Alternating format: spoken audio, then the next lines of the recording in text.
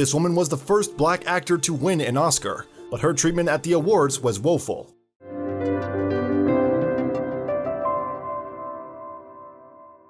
In the nightclub of a Los Angeles hotel, Hattie McDaniel takes to the stage, clad in a turquoise dress and with white flowers cascading through her hair. She looks every inch the part as she accepts her Academy Award, but behind the scenes, segregation still divides the movie industry, and McDaniel's moment in the spotlight is bittersweet. McDaniel was born on June 10, 1895, in Wichita, a city in southern Kansas. Her parents, Henry and Susan, were both former slaves, and Henry had served with the United States colored troops during the Civil War. As a young girl, McDaniel moved with her family to Colorado, and they eventually settled in Denver. One of 13 siblings, McDaniel soon developed a talent for acting and singing, and when her brothers began performing a minstrel show, she decided to get involved. However, the performances were designed to mimic the white populace, and McDaniel often donned whiteface to entertain her African-American audience. A radical performer for the time, McDaniel went on to sing with a group known as the Melody Hounds. Then, in 1929, she was all set to hit the road with a touring production of the musical Showboat. However, the stock market crash sent America spiraling into economic depression, and McDaniel suddenly found herself out of a job. By this time, McDaniel was living in Milwaukee, where she found work at a local inn.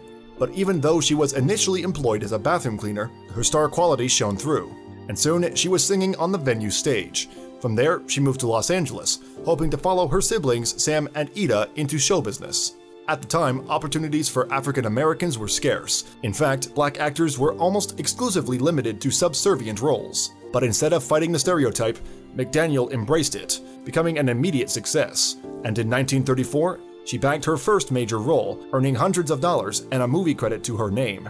However, the movie Judge Priest is not remembered fondly today. In fact, it did little more than provide a vehicle for the controversial actor Stephen Fetchit, who attracted criticism for furthering stereotypes of African Americans as lazy and dim-witted. Despite this, McDaniel's career survived unscathed, and by 1935, she was being cast in even bigger roles. That year, she appeared in the MGM movie China Seas alongside Clark Gable, who would become a close friend, and in 1936, she performed in Showboat once more, this time singing in Universal Pictures' take on the musical, and it was that role that would propel her to stardom beyond her wildest dreams. At the time, Hollywood producer David O. Selznick had just bought the rights to the novel Gone with the Wind for a whopping $50,000. And as excitement around the up-and-coming picture grew, the hunt began for a black actress to play the role of Mammy, a slave who plays a central role in a Civil War-era drama.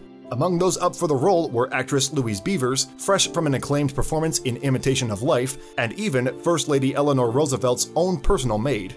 However, the American performer Bing Crosby had seen McDaniel in Showboat and suggested to Selznick that she would be perfect for Mammy. Apparently, Selznick agreed and McDaniel was cast in the role of a lifetime. But from the beginning, the story, with its Southern heroine and sympathetic depiction of slavery, was the target of criticism from the National Association for the Advancement of Colored People, or NAACP. Although the association had concerns about the source material's offensive language and difficult themes, Selznick sought to reassure them that his adaptation would take a sensitive approach. And even though some racial slurs made it into the script, the worst of them remained on the page. In fact, some believe that McDaniel's refusal to speak certain words played a part in their removal. Eventually, Gone with the Wind was released to great fanfare and acclaim, but as the stars arrived in Lowe's Grand Theater in Atlanta, Georgia for the premiere, McDaniel did not appear at their side. In fact, the state's segregation laws barred her from attending. But when her co-star Gable threatened to boycott the event in solidarity, she persuaded him to ignore the controversy and attend. However, it was far from the last time the McDaniels' race would prevent her from celebrating her success. In fact, it wasn't until the actress directly approached Selznick, armed with glowing reviews, that the producer put her forward for an Academy Award. In the running for the Best Supporting Actress, she helped Gone with the Wind set a record with 13 Academy Award nominations. On February 29, 1940, McDaniel arrived at the Coconut Grove nightclub inside Los Angeles' Ambassador Hotel. She and her escort were there for the Oscar ceremony, but the hotel did not usually welcome African Americans. And although Selznick had pulled some strings to get the ban lifted, McDaniel was forced to sit separately from her co-stars on a small table at the back. Despite the obvious prejudice against her, McDaniel took home the award, and after climbing on stage to collect it, she gave a memorable speech. "I shall always hold it as a beacon for anything that I may be able to do in the future," She is reported to have said, "I sincerely hope that I shall always be a credit to my race and to the motion picture industry." Although McDaniel was the first African American to win an Academy Award, her portrayal of Mammy drew condemnation from the NAACP and other similar organizations. According to them, she was guilty of perpetrating the stereotypes that confined black actors to menial roles. Moreover, they accused her of profiting from these negative depictions. However, the actress herself never accepted these accusations, and although she found herself typecast as a domestic servant throughout her career, she often rebuffed her critics with a witty report. "Why should I complain about making $700 a week playing a maid? If I didn't, I'd be making $7 a week being one," McDaniel is once reported to have said. After Gone with the Wind, McDaniel took a series of similar roles before landing the lead in Beulah, a popular radio show.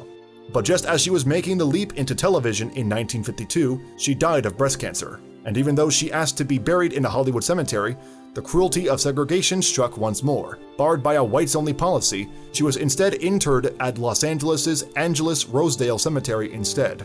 Today, McDaniels' descendants take an active role in promoting her legacy, including installing a memorial in the Hollywood Cemetery, now known as Hollywood Forever. And 70 years after McDaniel defied segregation to accept her Academy Award, black actress Monique accepted her own Oscar, dressed in a blue gown and white gardenias in her hair.